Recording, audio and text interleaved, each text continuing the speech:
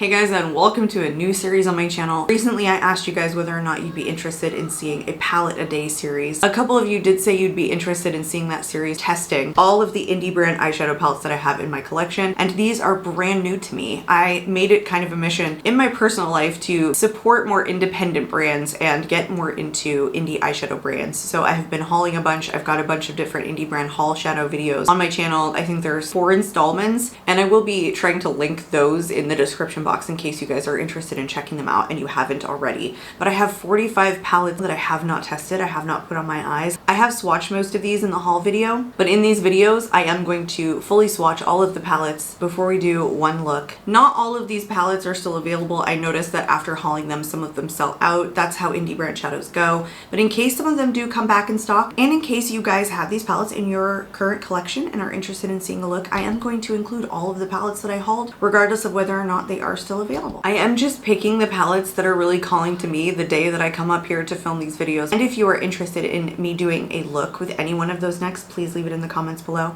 If you guys aren't currently subscribed, I'd love to see you subscribe. You guys, let's get into it. Hey guys, welcome into another spooky themed palette a day video. Today we are going to be working with the Nomad Ghost Town USA palette. This was out of stock for a while and it is one of their best sellers, but once upon a time they mentioned that they were going to restock this when it went out of stock, and so as soon as they did, which I think was sometime in September, I jumped all over it. I think it was like the first day that it came back in stock, I went on their website and picked it up. This palette retails for $49, which I actually think is a really good price point for a palette of this size. It does come with 18 different shades. That's the outer carton. And here is the packaging. It's holographic. So you get like nighttime, I guess, maybe, or a spooky, and then, you know, just your regularly themed ghost town. It says designed on location, ghost hunting in America's Old West. I haven't yet put a Nomad Cosmetics eyeshadow palette on my eyes at all, so I have never tested the formula, although I did pick up 3 of their palettes. So there will be more of palette a day videos featuring Nomad Cosmetics. So this one, it says a color story of gritty hues and precious metal highlights formulated with extra fine pigments for smoother than silver feel and richer than platinum payoff, infused with prickly pear cactus seed oil to help colors keep fresh no matter with what dusty town you ride into. 9 coolest sterling mattes and 9 glitzy as gold shimmers inspired by the ghostly towns of the Wild West. So 18 shades in here, and all of these shades they do describe as like metallics. None of them are duochromes or multichromes, is basically what I am reading on this. I think the packaging is just cool in general. You know, as far as like spooky themed palettes go, I feel like there's a lot of thought in their palettes. They're usually always 18 pans. Even the binding in here is like wood from like, you know, the Wild West, I guess. They come with big mirrors. The packaging feels pretty sturdy overall. This color story just appealed to me. Like, some of their stuff is a little bit vibrant because it's based on their locations of their travels, but this one, oh, I could see myself wearing this all the time, every day.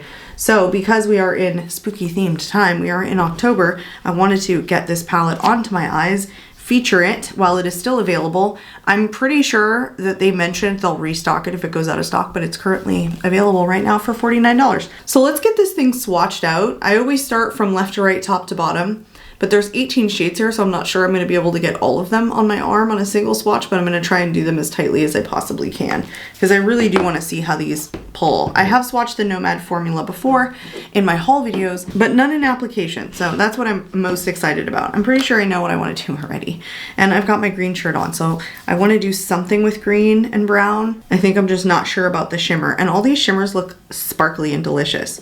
All right, let's do it. Tombstone is a metallic soft bronze. There's the shade there. Yeah, see, all of these have like a little bit of sparkle to them. I'm actually super excited for this. Okay, Undead Sheriff is a matte gritty mauve. I don't know if that looks like mauve necessarily. It's a little bit more gray. You know what? This looks like taupe. Yeah, matte gritty mauve. This looks like a nice taupe shade, isn't it?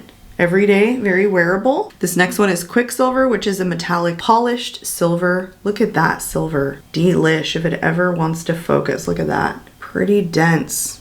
Ooh, nice. Very, very nice. I wonder if I can get all 18 on here. That one is sparkly. I like the way these feel though. Skinner's Saloon is a matte dusty blue. That's the shade here. These two would look delish together. There's so many looks in here. I think though you get like primarily 3 different kind of looks though, because you got your browns, your blues, and your greens. You could rotate them, but you're gonna get primarily a green, a blue, or a brown look, I think, each and every time you use this. All right, Gold Rush is a metallic golden ore. This one has a stickiness to it. It's kind of tacky feeling, but it has a decent base. Just all of these are kind of sparkly. And Ghost Town is a matte sagebrush. I don't know what sagebrush is. Never heard that word before. And it's one word, sagebrush. That one is a little bit desaturated. Copper Penny, as you can imagine, is a metallic antique copper.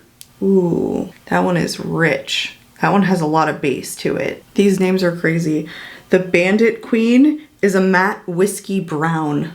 Whiskey brown, okay. Yeah, some of these matte shades are definitely a bit more desaturated. Wow, I just kind of did that one on top of the other one, sorry. And this one is Rhyolite, Nevada. So it's a place, and I hope I'm saying it correctly. They describe this as a metallic rose gold. It's pretty light. They're all different so far. Nothing is looking exactly the same, which is good. These descriptions are crazy. Calamity Jane is a matte blue pine, is the description of this. Blue pine. Isn't that the opposite? Blue and pine? It's kind of like a dark turquoise or a teal. All right, then Calico, California is a metallic green gold. So I guess these were the places that they went like ghost hunting in these towns. Calico and whatever the Rhyolite, Nevada was. That one's a little bit underwhelming. It's kind of green, but it's got like gold sparkles on top. They're not densely packed, I guess. Stagecoach Mary is a matte desert cactus. The descriptions are so crazy on these. Matte desert cactus. Okay. Isn't that a thing? Like not necessarily a color? That one's kind of desaturated also. All right, I don't know what MT means. Garnet MT. Is that mountain? Garnet mountain? This one is a metallic rich garnet. MT. What does that stand for? Ooh, that one is really pretty. You could wear that whole on its own. This is such like a neutral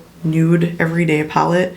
I see why this sold out. So many different shades you could grab in here all the time. The names, I'm telling you guys, these are just wild. This is Deadwood, and it's called Matte Dead Tree Brown. Dead Tree Brown? Not like an alive one, but a dead one. Oh, like there's such a thing. I mean, that's not a dead tree color.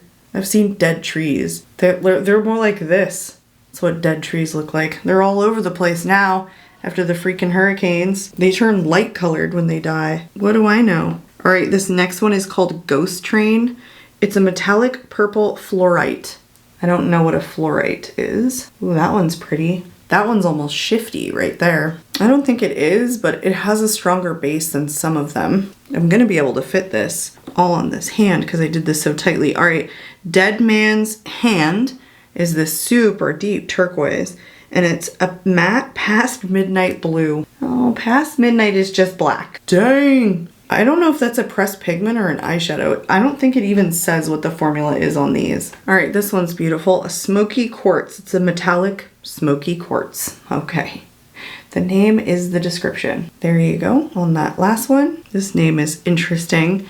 It's called Arrested Decay. It's a matte charred timber. And I still had room to go. There's the full color story swatched out. So you see you have like groupings of browns, of greens, of blues. So every look you do is gonna be of that type of color family. There's quite a bit of possibilities though. None of the matte browns are similar. You can definitely see the different depths in the turquoise shades. I'm definitely liking the variety here. A lot of these mattes though are pretty desaturated. Even though there's no multi-chromes and duochromes in here, the smoky quartz shade is the only one that has different color sparkles to it. It might even be difficult to pick up on camera, but it's really the only one that looks like somewhat shifty. The rest are just like pretty punchy, very thin metallics, and almost not even what I consider a metallic. Sometimes I consider metallics a little bit more chunky, but I guess these are like very metallic looking. They're just very thin.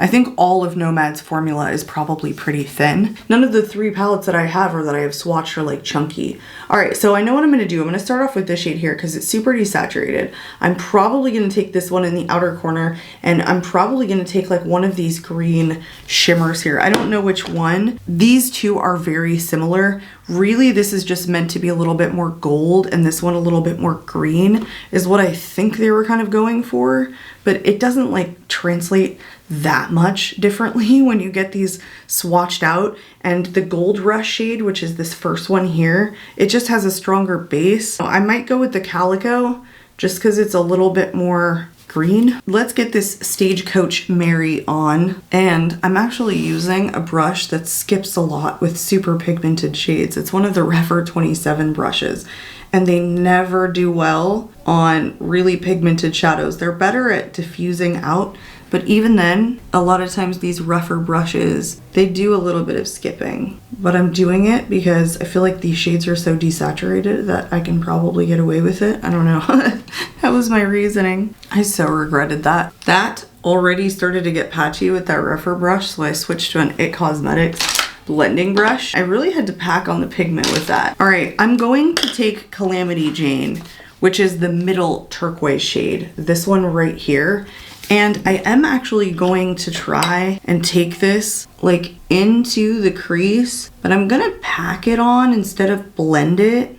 Okay, now I'm blending a little. I kind of want to diffuse it out, but I want it to be pretty dark. So I'm just packing at the current moment. I don't know what the hell I'm doing. I've done my eye look hundreds of times, but I just felt like if I can pack on the pigment where I want it and then blend it out, I would prefer to do that. I'm trusting my process here. You know what? I'm definitely like considering this blue shimmer because this is like an overspray. Like the gold that was sprayed on it is pretty much gone on Calico California. I'm just not sure it's impactful enough. But this silver is like the iciest blue ever. I think because that Stagecoach Mary shade, the first shade that I used, that was like a transition shade. And by the way, just trust the process, okay, with this eye look.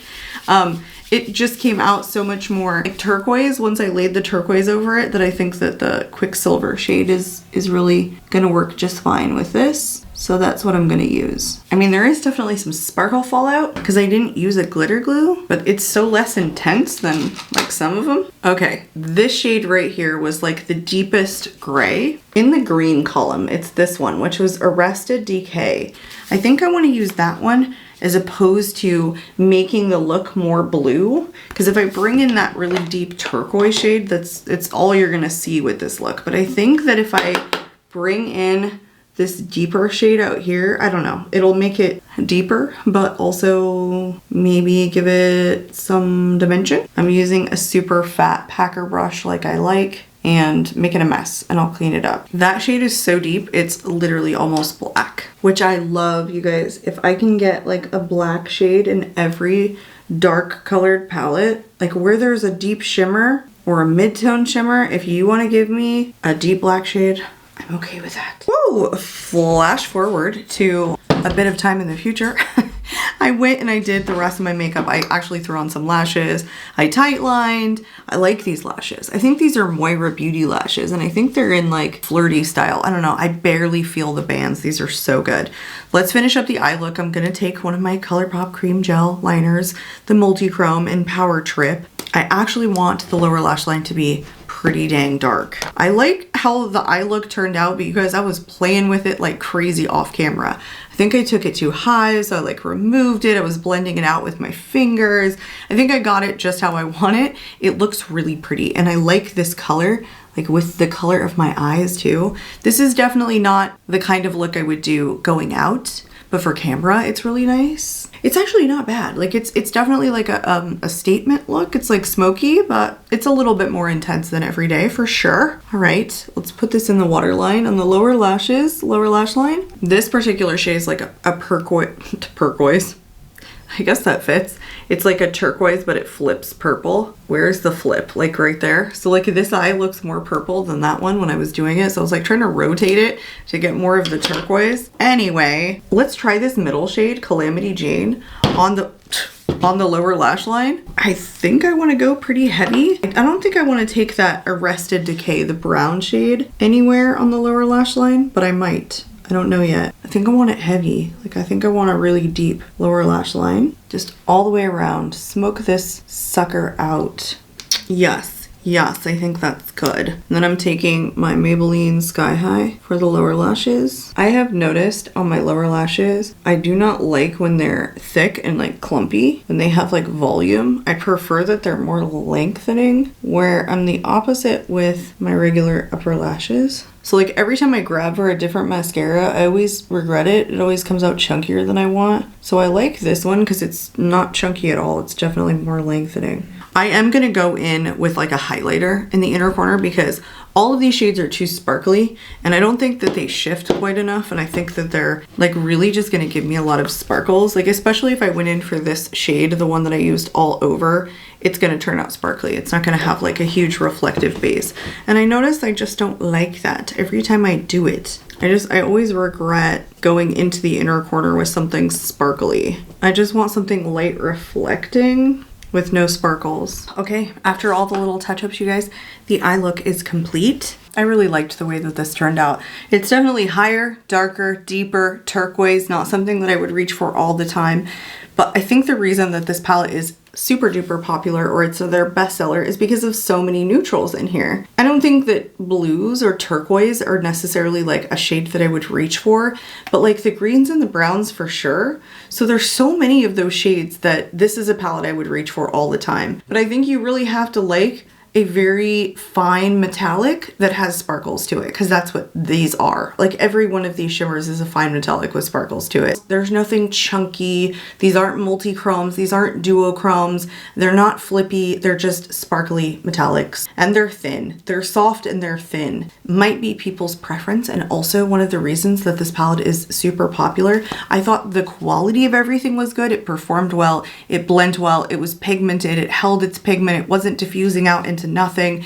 It has a style about it, and I think that all of these palettes are going to have a style about them. I think they're all going to be very soft, non-foily metallics with sparkle that just aren't shifty. I don't think any of the ones that I have multi-chromes or duochromes in them. I could be wrong. I haven't even gotten to them.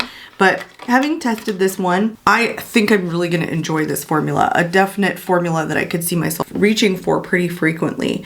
And the mattes were nicely blendable. Like they're desaturated where they need to be and then pigmented enough where they need to be. So yeah, I think I'm going to thoroughly enjoy this. I don't think I'd give this palette like a 10 out of 10 because of all the shimmers being like the exact same formula. I like when there's a little bit of variety. I like softer shimmers and then some foily ones. I also like some duochromes and some multi-chromes, but $49 for 18 shades. Packaging, that's a 10 out of 10. Every little detail seems like pretty thought out. Like even like the edges of this is really nice. This mirror is like heavy, and yeah, it seems like really good quality packaging. Plus it's $49, and a lot of my palettes are more than that. I feel like a lot of my indie brand palettes that are this size right now are $60 and above. So I thoroughly enjoyed that. I hope you guys did too. If you guys haven't tried the Nomad formula, like I definitely say check that one out at $49 price point, and the fact that it's back in stock. That's it for today's spooky themed palette a day. I will catch you guys later. The next palette that I'm going to do is going to be the Give Me Glow Haunted palette. So I'm still going for the haunted themed, spooky themed palettes until we're out, and probably into November where I start doing the rest of my fall palettes.